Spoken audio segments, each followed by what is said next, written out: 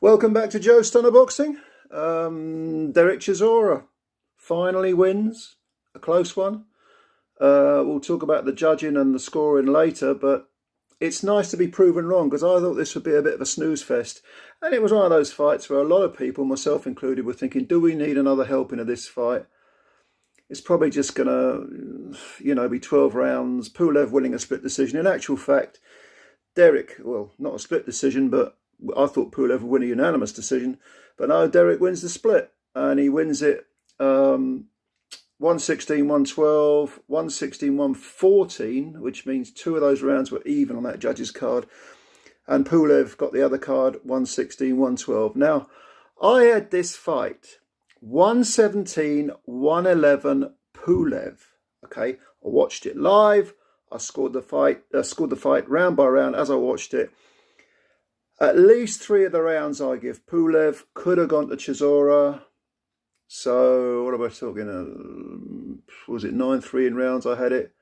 Yeah, it's feasible. You could have scored it a draw. Tony Bellew had it a draw on DAZN. David Hay thought Chisora won it.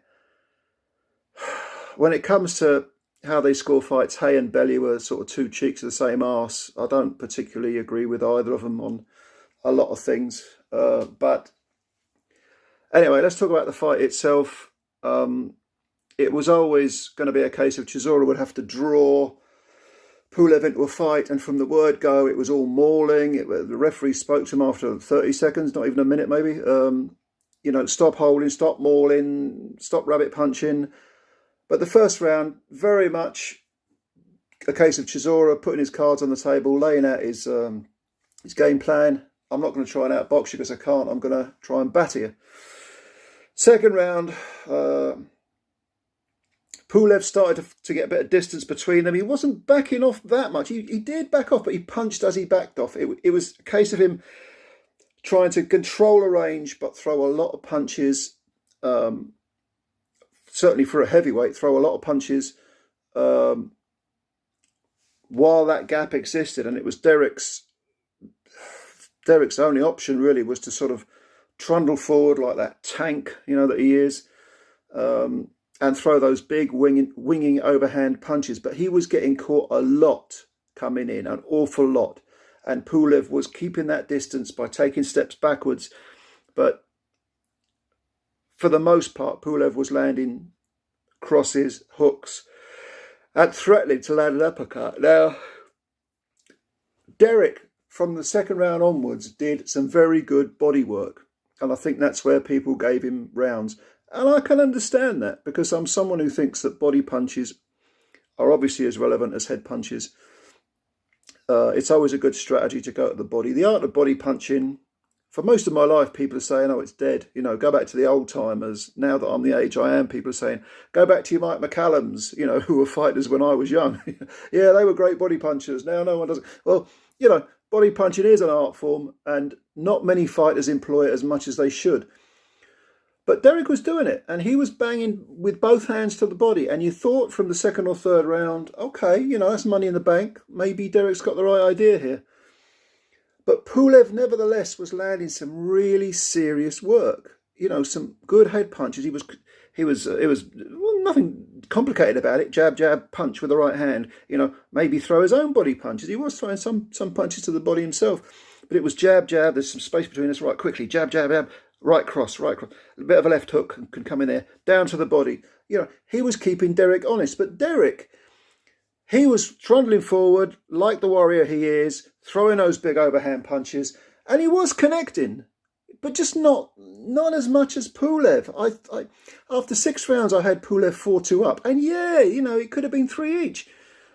4-2 to DERECK, I would have been pushing it, but it was one of those fights for the first 6 rounds where you really had to say, okay, what am I looking for? And then obviously if you're a fair judge, you're going to be consistent in what you're looking for. You're not going to move the goalposts. So yeah, for me, Pulev's work from the shoulders up on Chisora was getting the better of DERECK's bodywork. And then DERECK began to slow down. By the way, I should mention, I think it was the third round, Pulev had a cut over the right eye. It was quite a bad one. It was a slice, or diagonal slice across the, was it the right eye? Or was it the left? I think it might have been the left eye, actually. Yeah, it was the left eye. Diagonal slice coming down across the eyelid. But he didn't panic. And one of the criticisms that's been levelled at Pulev is that when the going gets tough, he tends to wilt a bit. He didn't in this fight. Derek, I think in the 8th round, Pulev landed a fantastic uppercut. And for the first time, Derek really was hurt. His legs buckled. He staggered back into the ropes. And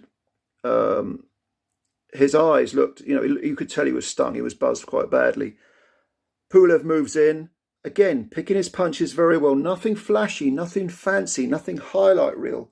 And Derek, of course, swings back with one enormous hook, gets back off the ropes, and then goes back onto the ropes. So yeah, he throws those flashy individual punches, but Pulev was for me personally, was doing the work. That was in the 8th round. At some point in the last third of the fight, Pulev picks up another cut. This was above the right eye. Sort of a vertical cut above the right eye, but he still holds it together. And by this point, Derek really wasn't doing anything. Yeah, he was moving forward at times. He was throwing again the big overhand hooks, but Pulev was doing most of the work. And Derek, increasingly as the fight went on, was hanging on the ropes and just trying to look for that one enormous counter. To me, these were Pulev rounds, okay? So anyway, this is how the fight went for the last third. Pulev, in the last round, the 12th round, Derek tried a bit harder. But again, I mean, with 90 seconds to go, he was leaning back on the ropes and trying to draw Pulev in, looking for the one big counter. It just wasn't happening. And I'm not saying Pulev was, 100% accurate or worked all of the time. But to me, you can't win rounds if you're only throwing punches for 10, 15, maybe 20 seconds of each minute. You've got to throw more than that, and Derek wasn't doing that. So anyway, the final bell went. Pulev, face was covered in blood. Again, vertical cut across the left eye, diagonal cut across the left eye, vertical cut above the right eye. Lots of blood. He looked like he'd been in a war. Derek had some, swellings, minor swellings around the eyes, but nothing major, no cuts. They announced the result, 116-112 Pulev, 116-112 Derek, and then 116-114 to Derek. So he finally wins a close one. And Pulev took it in good grace, but I had it 117-111 to Pulev. Beat me up if you want to, throw verbal custard pies at me. I still think it was definitely Pulev's round. And Derek trundles on like the warrior he is. I mean, I've always thought Derek, he's not the brightest bulb in the floodlight. There's no doubt about that. When you see him interviewed, he comes across as being quite unintelligent, but he's a warrior, man. I mean, anyone that supports Boris Johnson and Brexit and hangs out with Nigel Farage, they must be missing a couple of spanners out of the toolbox. But, when it comes to being a warrior, maybe being a little bit dumb is a good thing, because you don't know when you're beaten. You don't know when you should quit. You don't know what, the easy life is. He's a warrior, Derek Chisora. Massive respect to him as a fighter. He's a warrior, even though he talks a load of shit out of the ring. Yeah, I give him a lot of credit for that. But I did feel that on this occasion, he got a bit lucky. And that's funny, isn't it? Derek Chisora, all the times in the past when he's been the one on the receiving end.